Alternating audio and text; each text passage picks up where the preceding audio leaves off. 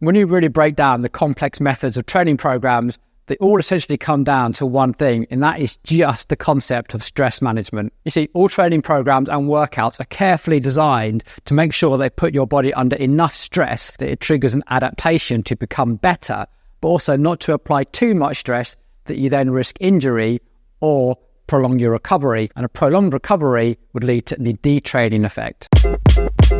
Building back stronger is the key concept here. Remember that performance is made in the recovery, not in the workout. You see, the workouts are designed to somewhat damage the cells in your body, and it's the recovery phase that really does allow your cells to recover in a way that adapts to the stress that you've put them under. And remember, that load has got to be specific to what it is you're trying to achieve. So maybe you're trying to achieve a stronger muscle, a more aerobically efficient cell, or one that is more lactate tolerant. Until fairly recently, it was actually the skill of a coach talking to the athlete and doing fitness testing that really allowed them to construct a training program that was most relevant to that athlete's needs. What's been happening in the last decade or so is that lots more technology has been coming to the market, and also a lot more software and apps has been coming to the market, allowing even more of you to dig into this more detailed training programs. Now, the skill of the coach is still really, really important, but more and more of you are now starting to access training programs from things like Training Peaks, Exert, and even Strava. In fact, I'm pretty sure if you're watching this video, you've probably dipped into some of those already and are fairly familiar with concepts like FTP and TSS for training stress score, and have become familiar with phrases like critical training load and form. And I really think that the mass adaptation of power meters has really triggered this explosion in education of all you athletes out there. Essentially though, what I think we really need to remember is that all these apps and all these devices are still essentially just a prediction. They're still just a guideline. They're not measuring exactly what it is that we're looking for. And although they've taken us a long way, in fact, we've now seen Exert just launched a beta of AI-developed training programs.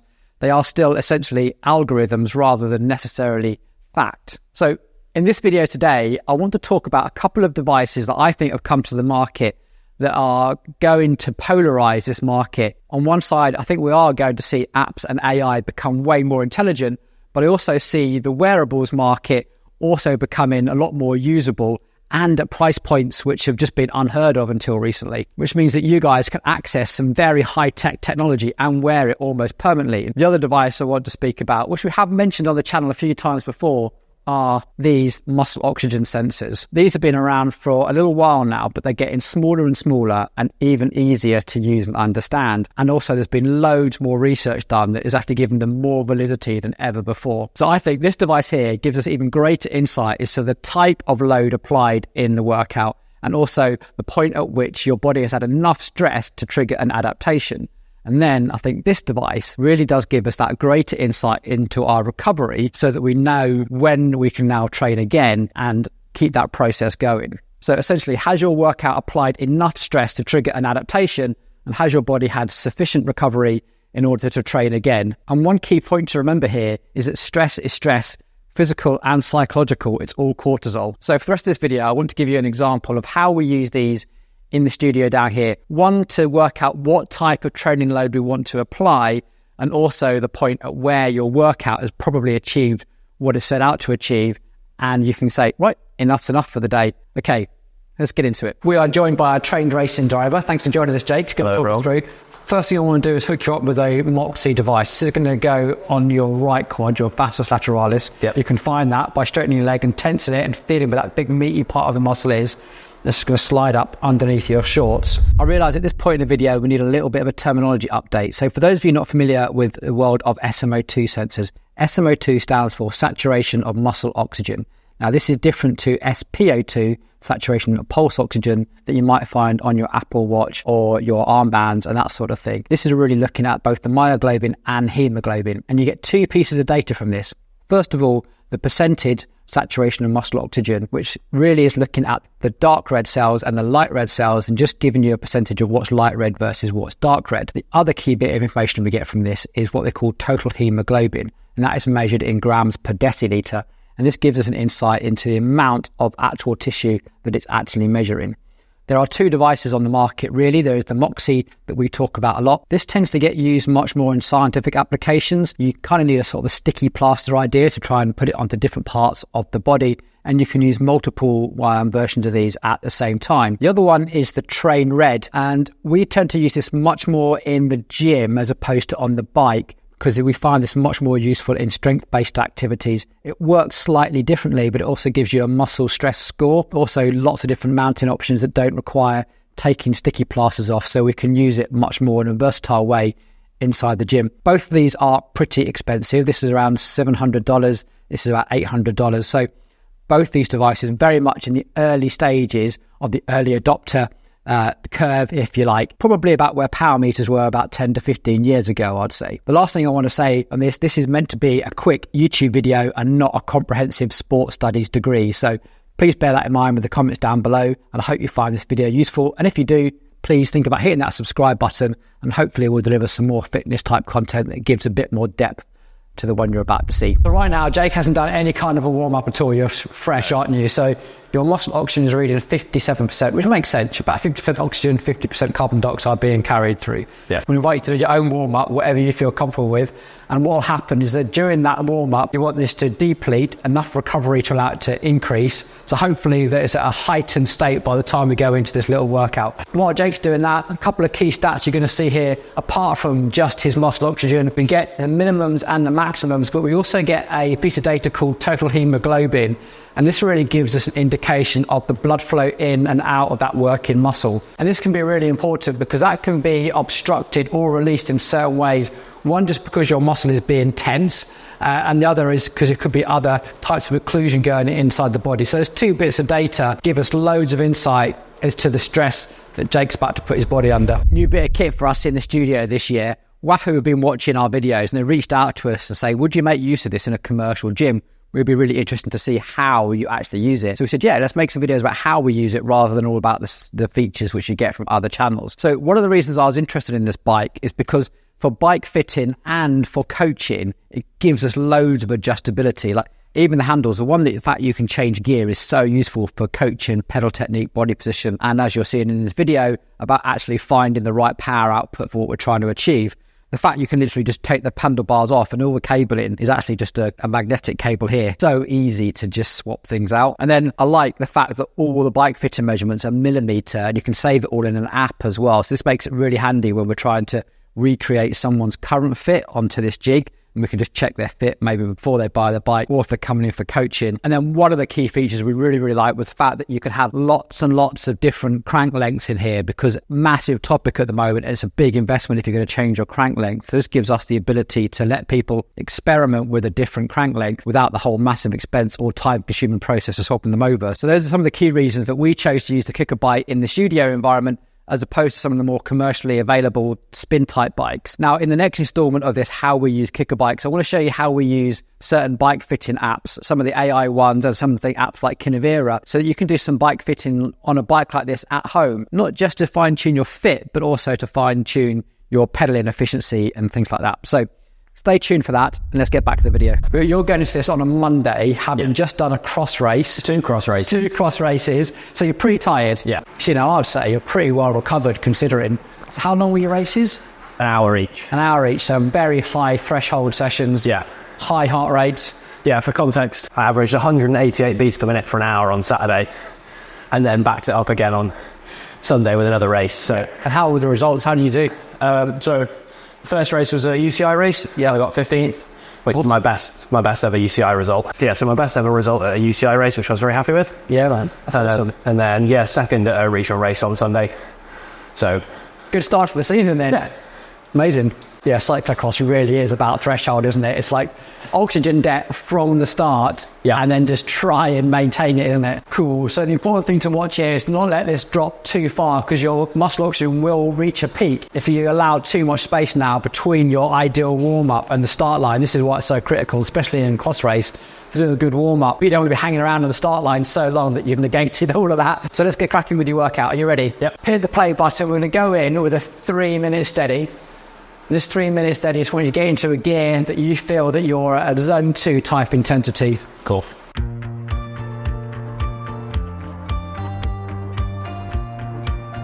Now we've pressed play, we've got the key data coming up on the screen here. So the blue jaggedy line you can see is Jake's current power output. This white line you can see here is the SMO2 coming off a sensor in his leg.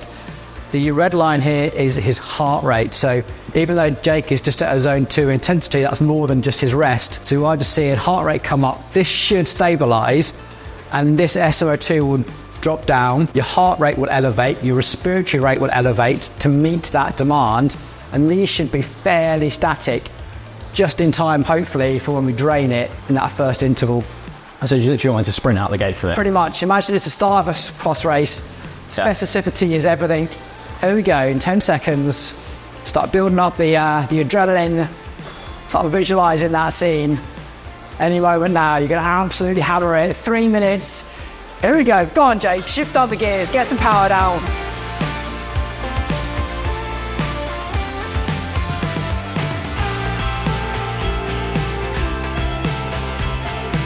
This is what we're looking for. Big desaturation, big spike in heart rate.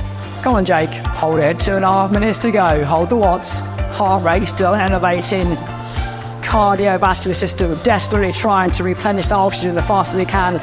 Come on, hold it. Down to the last few seconds. There's 10. 3, 2, 1. Nice one. Knock off those gears. Make it nice and easy. Take a full recovery. How'd you feel? Oh, great. That was a strong effort. Well done. So one of the important things we want to observe here is how long the rest should be. Now we've put down a 3-minute effort, but this might not be the right thing. Over time, you can optimize this. What I'm looking for is just to bounce back and recover. And really, I want to make sure that Jake is starting his next interval before this SMO2 number comes back down to that 50-55% where he was at before he started the workout. Right now, heart rate's coming down beautifully, look. So that is halfway through the rest period and already down to 115. So the second one, this is about pacing it. It's going to be higher than FTP, what you would think is a VO2 max, but it will try and pace a solid, steady effort the whole way through. I'll just stick it at 400 for all 3 minutes and then I can replicate on the last one as well. You can see SMO2 is coming back down now. Yeah. So peak at 71. Excellent. Peak at 71. And now your body's just trying to normalize again. Okay, 10 seconds to go. 3 minutes, VO2 max at your own pacing. In 3, 2, 1. Here we go.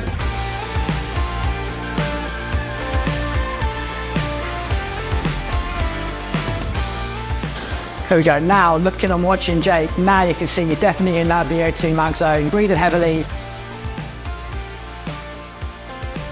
Sweating. This is all the characteristics of someone at a VO2 max. Come on, stick with it, Jake. Got 35 seconds to go. Come on, hold it, hold it. 3, 2, 1. Nice one, Jake. Sit up, take a drink, take it easy. Well done. So you do most of your training outside, right? You would even do VO2 max type training like this outside. I couldn't tell you the last time I rode on the trainer. So when you do this outside, do you just find a hill that that you know is like this length? Yeah, so obviously I'll use power and heart rate usually. And yeah, I find a pretty consistent hill, somewhere between 5 and 8 minutes, depending on what efforts I've got to do. Yep. And yeah, I quite like the sort of up and down and just get it done, empty the tank sort of. And have you done much experimenting with how you do those? Whether you go hard in, easy in? I'll typically, if I've got some hard efforts like this to do, I'll typically go hard in because it more simulates a race effort for me. Yep. So I think obviously depending on what your focus is, I think you should probably try and target different things. So for me, it's being able to respond to attacks and starts of races and stuff like that. Yep. So I like having that sort of spike of power and then settle in. But if you've got sort of more of a, I don't know, sportif in mind, like a Fred Whitten or something like that. Yeah, you're going to be more at threshold, etc. Yeah. Or you're just looking for a strong finish. Exactly. So definitely back in my days when we did trail questing, you'd always want to have a really strong finish because you're often against the clock. You're trying to get somewhere before the clock finished. So this third one then is complete opposite to that. We are going to go in slightly under that 130% of FTP. Build it and build it and build it. And I want that last minute to be the big effort. Cool. And we'll show everybody what the difference is. So start at 350, finish at 450 kind of thing. You might even have a look at your 10-second sprint power at the end. See how you feel. That is something I struggle with actually in my training and for the next road seasons that we're going to be looking at. Is that in a big bunch sprint where the pace is already high, I really struggle to sprint off that, whereas my acceleration is really quite good. As like when you start from slow and speed up, that's where my kind of strength lies. You've got a big bunch sprint. And then trying to pull away from that a little bit. And that's something that I struggle with personally, so that's, yeah. Here we go, heads up then, 10 seconds to go. Quick drink if you need it. In 3, 2, 1, here we go.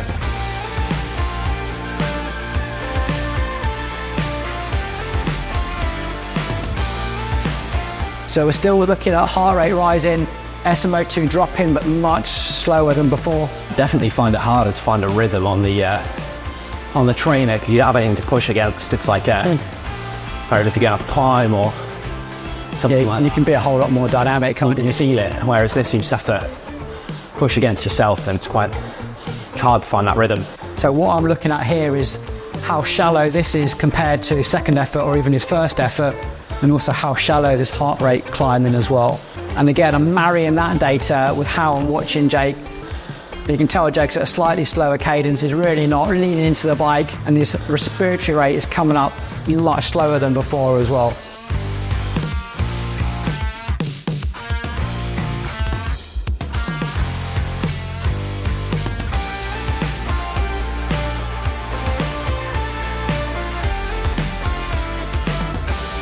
Good work. And then start really gearing yourself up for that last minute of big effort.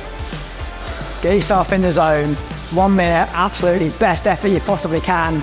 In 2, 1, here we go. 1 minute, what have you got, Jake? Come on. Push hard on those pedals, spin it up, let's go.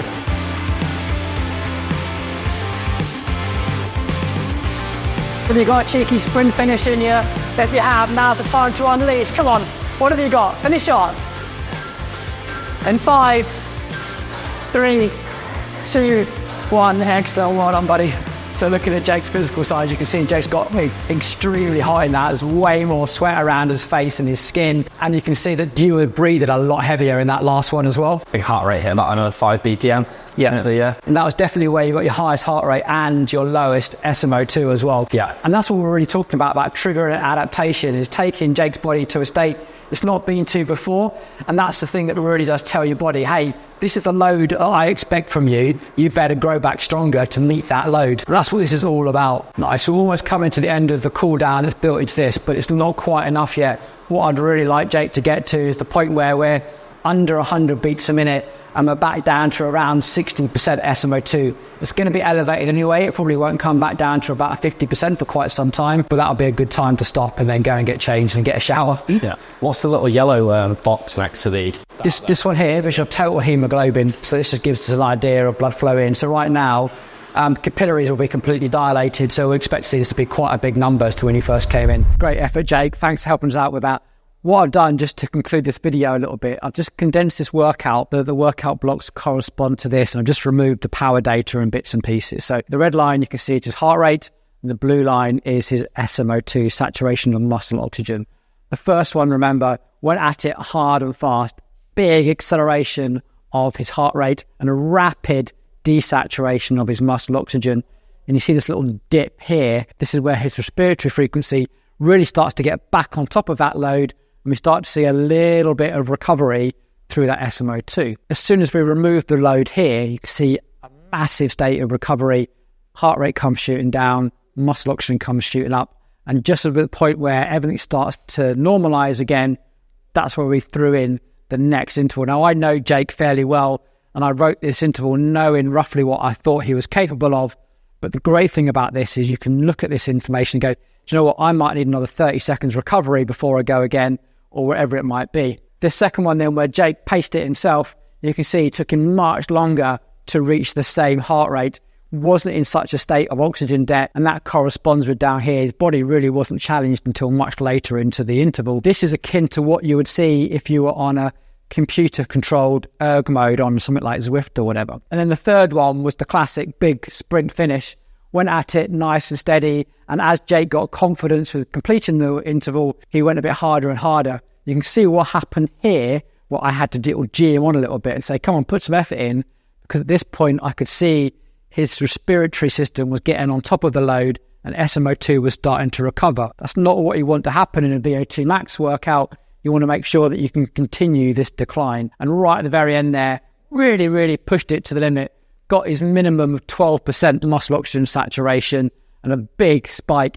And that's what we're looking for in these type of workouts. That point where we can see we've put some sufficient stress on your system that your body is going to trigger an adaptation and become stronger. Even though it's a very short workout, and Jake put maximum amount of effort into it, and on the back of all his cross races, you wouldn't want to do necessarily much more than this. Well done for making it this far through the video. I know it's been pretty epic so far. Hopefully the question that's on your mind right now is, how does all of this relate back to that original concept of stress that we introduced right back at the start of the video? If you remember your engineering, we have that concept of applying a load to a material in order to stress it. And at the point where we see that material deform is what we can describe as being strained. Now, in this case, what we're doing is applying a load to Jake, the athlete, but a load that is relevant to his current capacity. Remember, FTP, thresholds, VO2 maxes, they're a very dynamic thing. You're a human being is a very dynamic thing. They're always going to be changing. With what we've just described is showing you how we monitor that load. One, is it appropriate to the system that we're trying to stress? And two, was it enough that we can observe the point of strain? Now, we can do this on the very small level, or we can keep repeating this 3x3 process. And at which case, there would be a point where we can visually observe something that has changed, the point of strain. And when we see that, we can then make an intelligent decision whether to continue the workout knowing that we're going to overstress Jake's system and therefore prolong his recovery, or we can choose to finish the workout. Now, these are the things that these types of wearables are really giving us deep insight into, I feel. Really being able to visualize those points and then make intelligent decisions about what to do with that information, rather than persevering on with trying to hit a wattage or heart rate goal, even though your capacity might actually be different to what you think it is. Okay, if you like this video so far, please give it a bit of a thumbs up and we will try and make some more of these. We have a whole bunch of coaches down here full of knowledge and experience, and we'd kind of like to make more videos like this if you guys enjoy them and appreciate them. So if you do, please get down into the comments, add your thoughts, add your questions, and I think over time we will start to answer them, or we'll go back to making bottom bracket videos. I guess it's up to you. And with all that said, have a great weekend. Take it easy.